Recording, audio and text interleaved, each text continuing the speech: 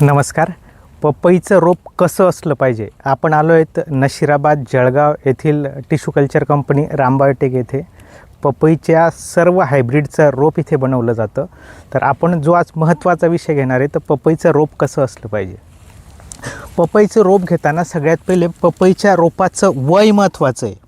जर आपण थंडीत पपईचं रोप लागवड करत असाल तर 45 ते 60 दिवस रोपाचं वय असलं पाहिजे.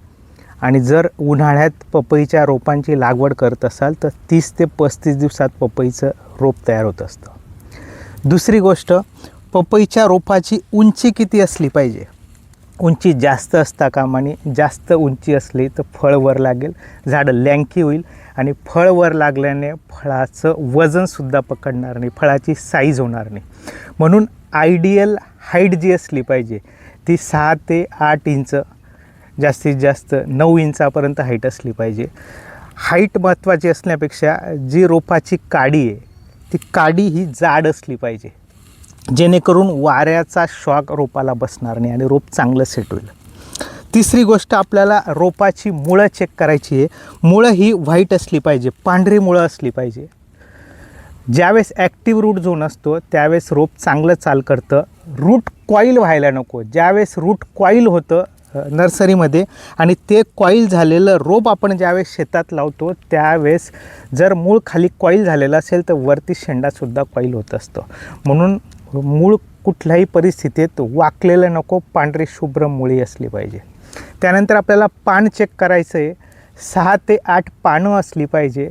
पानावरूनच समजू शकतं याच्यावर बुरशी आहे का, याच्यावर करपा आहे, याच्यावर कुठल्याही प्रकारचा व्हायरस किंवा कुठल्याही प्रकारचं कीड आहे, हे पानावरूनच समजत असतं. पान ही अन्न तयार करायची फॅक्टरी आहे. पान हे सशक्त असलं पाहिजे, पान हे मोठं असलं पाहिजे, गर्द हिरवं असलं पाहिजे. त्याच्यानंतर आपण जे सगळ्यात महत्त्वाचं बघणार आहे, जे पण आपण रोप घेणार आहे ते रोप ज्या ठिकाणाहून घेणार आहे त्या नर्सरीमध्ये चांगल्या प्रकारच्या बुरशीनाशकाचे, चांगल्या प्रकारच्या कीटकनाशकाचे संस्कार झालेले असले पाहिजे. कारण पिथियम, फायटोप्थोरा किंवा व्हायरसचं इन्फेक्शन हे सगळ्यात पहिले नर्सरीतून येत असतं. म्हणून अशाच ठिकाणाहून आपल्याला रोपं घ्यायची आहे ज्या नर्सरीमध्ये चांगल्या प्रकारचे त्या रोपावर संस्कार झालेले असले पाहिजे. तर शेतकरी बंधूंनो, आपल्याला पपईचं रोप चांगलं हवे असेल तर आपण पपईचं रोप निवड करताना या प्रकारचे निकष लावले पाहिजे आणि त्या पद्धतीचं रोप घेतलं पाहिजे. रामबायोटेकमध्ये आपल्याला सर्व प्रकारचे हायब्रिड पपईचे लागत असल्यास मिळू शकतील.